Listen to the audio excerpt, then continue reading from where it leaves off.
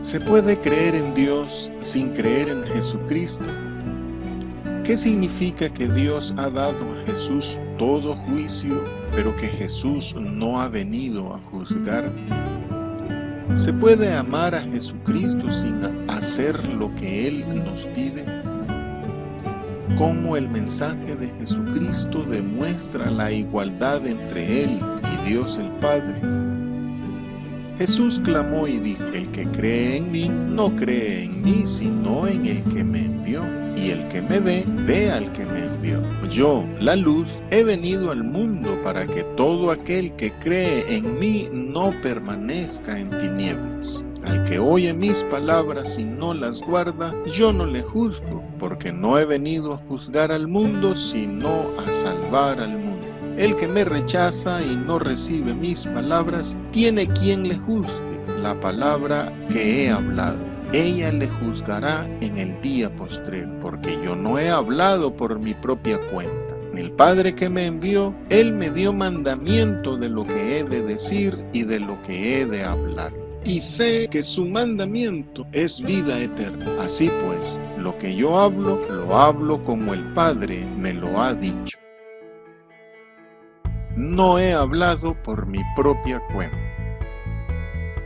Estudio del Evangelio del apóstol Juan. Clamó y dijo, sin incluir el llamado a la vida a gran voz del Señor Jesús a Lázaro: esta es la tercera vez que el apóstol Juan indica que Jesús grita. En la primera vez, el Señor enfatizó su vocación divina, su conocimiento personal del Padre y que Él lo ha enviado. En la segunda ocasión, el Señor Jesús dice que el don del Espíritu Santo tras su glorificación en la cruz es la razón última de su misión e invita a recibirlo. Ahora, en esta tercera oportunidad, el Señor Jesús reitera y resume todo lo que anteriormente ha dicho. Cada una de estas veces, al alzar su voz, indica el ánimo suyo de transmitir una revelación que a nadie se le puede pasar por alto. Básicamente, este último clamor suyo a la gente es un discurso de despedida, al dar por terminado su ministerio público. En los siguientes capítulos, el Señor tratará solo con sus discípulos. El Señor habla a los fariseos que han decidido darle muerte y a un pueblo en desconcierto que, aunque cree en la mesianidad de Jesús, no le recibe por la negativa de sus dirigentes. Ante el rechazo de todos, afirmando el carácter salvífico de su misión, reitera su invitación a seguirle y aceptar la vida eterna que Dios el Padre les ofrece a través de él. El que cree en mí, cree en el que me envió. Más que la intención de que todos le oigan, el Señor Jesús grita esta sentencia llamando a tomar la decisión de creer en Él. Con estas palabras, también se define a sí mismo como el enviado de Dios Padre. La fe en Cristo Jesús implica fe en Dios el Padre, porque ambos son uno. Es certeza, es convicción de que su mensaje es la única y verdadera revelación de Dios mismo. Creer en Cristo no es la fe en un santo hombre de Dios, es fe en Dios mismo, porque Jesús es la revelación de Dios. Sin embargo, creer en Dios no es lo mismo que creer en Jesucristo, pues hasta los demonios creen en Dios y tiemblan. Todo mundo cree en Dios, unos de una forma, otros de otra, y muchos consideran que todas las religiones llevan a Dios, lo cual es falso porque hay muchos dioses y muchos señores. Por esto, ser cristiano no es un mero creer en Dios. Ser cristiano significa creer en Jesús, el único que nos lleva al verdadero Dios, el Padre, del cual proceden todas las cosas. Creer en Cristo es ser exclusivo y ser excluyente de las demás religiones. Jesucristo no es un camino, sino el único camino al único Dios verdadero. El que me ve, ve al Padre. El apóstol Mateo dice: el que me recibe, recibe al Padre que me envió. La exclusividad de la fe en Jesús no es en la de un personaje solitario y aislado, sino que ver y creer en Jesús es ver y creer en Dios el Padre. Dios sale al encuentro del hombre solo mediante Jesús, y al verdadero Dios solo se le puede encontrar a través de Jesús, porque Jesús es la epifanía o manifestación de Dios. Cristo es la gloria de Dios que Moisés solamente pudo reflejar y que los profetas solo pudieron ver de largo o en visión. En Proverbios capítulo 8, el Antiguo Testamento habla de la sabiduría como imagen de Dios y le atribuye personalidad y preexistencia. Y el apóstol Juan aclaró al inicio que Jesús es la sabiduría de Dios hecha carne, yo la luz. En este pasaje el Señor Jesús utiliza la palabra yo en 4 ocasiones. Yo la luz, yo no le juzgo, yo no hablo por mí mismo, yo hablo lo que el Padre me dice. Como se ve, el yo de Jesús está subordinado al Padre. Todo lo que Cristo Jesús hace o dice depende del Padre. Ahora bien, mediante la figura de la luz, el Señor recalca que Él es el Hijo de Dios. Al ser Él mucho más que un profeta, habla con propiedad respecto de Dios, sabiendo muy bien de lo que habla. El carácter de Jesús como luz nos indica que Él debe ser nuestro modelo a seguir. Con su conducta Él señala las razones correctas y la guía que ha de seguirse. Él es la luz porque brilla con luz propia, porque irradia el verdadero e infalible conocimiento de Dios y porque nos señala el camino acertado. El que crea en mí. El Señor Jesús nos invita a todos a participar y recibir de buena gana el amor del Padre dado a través de Él para que tengamos vida en abundancia, vida eterna. La luz o las tinieblas, la vida o la muerte, son un estado que dependen de la aceptación o el rechazo nuestro de la revelación de Dios en Cristo Jesús. No permanezca en tinieblas. La unión al Señor Jesús por nuestra fe en Él es el paso inmediato de las tinieblas a su luz admirable. El que Jesús contraponga siempre las tinieblas a su luz es para hacer conciencia en los oyentes del estado catastrófico en el que nos encontramos sin Él y sacarnos de ahí. El propósito de la venida de Jesús es librarnos de las tinieblas, lo cual es otra manera de ejemplificar la salvación que Dios nos da. Ya antes Él había dicho: de cierto os digo, el que oye mi palabra y cree al que me envió, tiene vida eterna y no vendrá a condenación, mas ha pasado de muerte a vida. Permanecer en tinieblas es una posibilidad que Jesús toma en cuenta y la denuncia para que procuremos evitarlas a través de Él. Al que oye y no guarda mis palabras. Esta frase del Señor Jesús es el cumplimiento de la profecía dada a Moisés en Deuteronomio 18, versículos 18 y 19. Profeta les levantaré de en medio de sus hermanos, como tú, y pondré mis palabras en su boca, y él les hablará todo lo que yo le mandare. Mas a cualquiera que no oyere mis palabras que él hablare en mi nombre, yo le pediré cuenta. Y los evangelios sinópticos reiteran lo mismo. El que oye estas palabras y no las hace, para ser salvo, es indispensable obedecer o poner en práctica lo indicado por el Señor Jesucristo. No basta con creer u oír, también hay que hacer. El vocablo griego para oír es akouo y significa escuchar con interés y discernimiento, poniéndole el sentido. Un buen oír de la palabra de Dios implica una transformación personal mediante la renovación del entendimiento.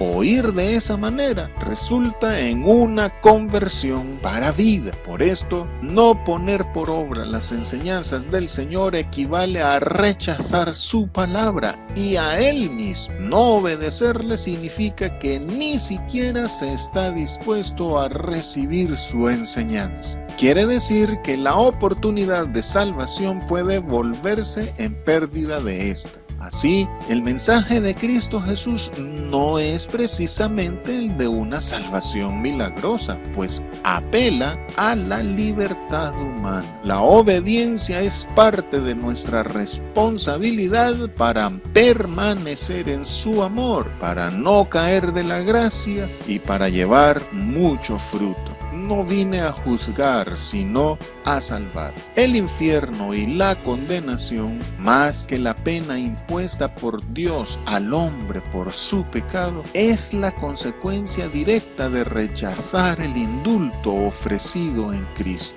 En esto muestra Dios su amor para con nosotros, en que siendo aún pecadores, Cristo murió por nosotros. Si rechazamos a Cristo Jesús, ya no es Dios quien nos condena, sino nuestra rebelión a su señorío.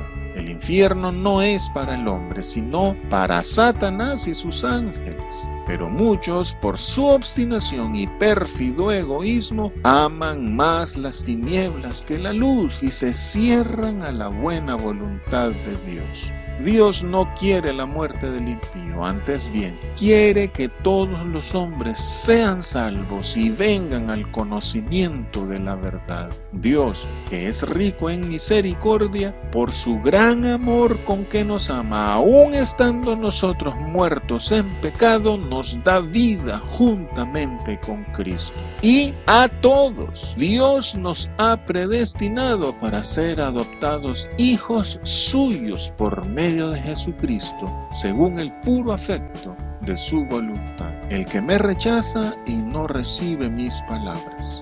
El comentarista bíblico William Barclay traduce así: el que cree que no soy digno de ser tomado en cuenta. Se trata pues de un rechazo consciente, voluntario y deliberado. Rechazar su mensaje es rechazarlo a Él, porque Él es el verbo, el logos, la palabra en acción. No se puede recibir al mensajero y rechazar el mensaje, pues Él mismo es el mensaje. Igualmente, rechazar una parte de su doctrina es objetarla toda, pues el vocablo griego para palabra es rema y se refiere a todo el consejo de Dios. Tiene quien le juzgue. Al rechazar el mensaje o la palabra, ésta se alza contra ellos mismos porque, más que su palabra, es la palabra del Padre. Básicamente, quienes rechazan a Cristo son sus propios jueces. El Señor Jesús ya ha indicado que no aceptar la oferta de salvación equivale a una autocondenación. Así, el Señor Jesús no necesita juzgar, Él ha venido a salvar.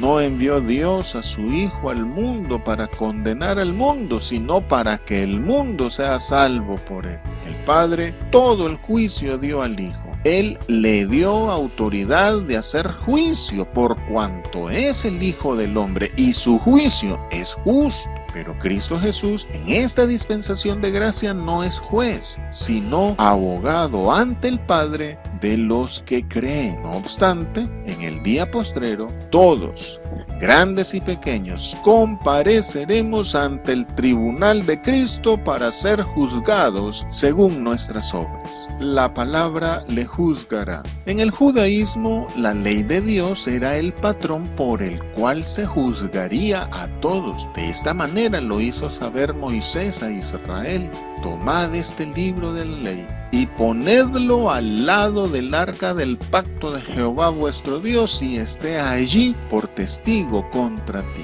De la misma forma, incrédulos y creyentes de todas las iglesias, todos nos encontraremos bajo el juicio permanente de la palabra de Dios. Por esto, en el Apocalipsis, tras mencionar a los dos testigos que representan a la ley y los profetas, es decir, las escrituras en su totalidad, realidad, el apóstol Juan ve el templo de Dios abierto y al arca del pacto en él. Cristo Jesús es pues aquel libro de la ley puesto a la par del arca del pacto como testimonio en contra de los duros de cerviz, pues sus palabras son las de Dios. No he hablado por mí. En el capítulo 7, versículos 16 y 17 del Evangelio de Juan, Jesús ya había dicho que su doctrina consistía en lo que el Padre le había dado para decir. Y también dijo que el que habla por su propia cuenta, su propia gloria busca. Así pues,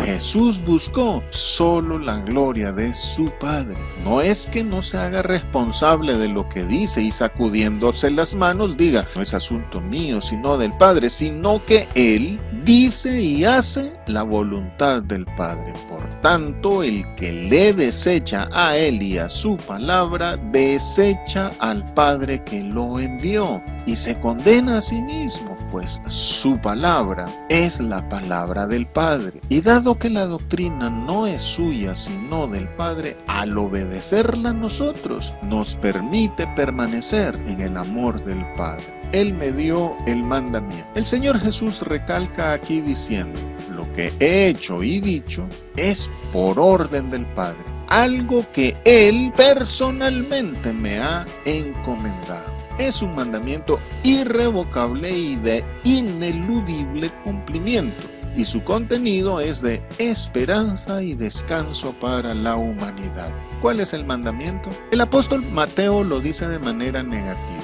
No es la voluntad de vuestro Padre que está en los cielos que se pierda uno de estos pequeños. El apóstol Juan lo dice en sentido positivo y con un énfasis escatológico, que de todo lo que el Padre me diere, no pierda yo nada, sino que lo resucite en el día postrero. A la iglesia como un todo, a cada congregación y a cada creyente en particular, se nos ha encomendado también esta palabra de reconciliación. Y ay de nosotros si no anunciamos el Evangelio. Su mandamiento es vida eterna. Dicho de otra forma, el mandamiento del Padre es darnos vida eterna. Capítulo 10, versículo 17 del Evangelio de Juan. El Señor Jesús dijo que para eso Él pondría su propia vida y la volvería a tomar. Al poner su vida por sus amigos, el Señor se santificó a sí mismo, llevó a plenitud su misión y se autorrealizó al cumplir el propósito por el cual se hizo carne.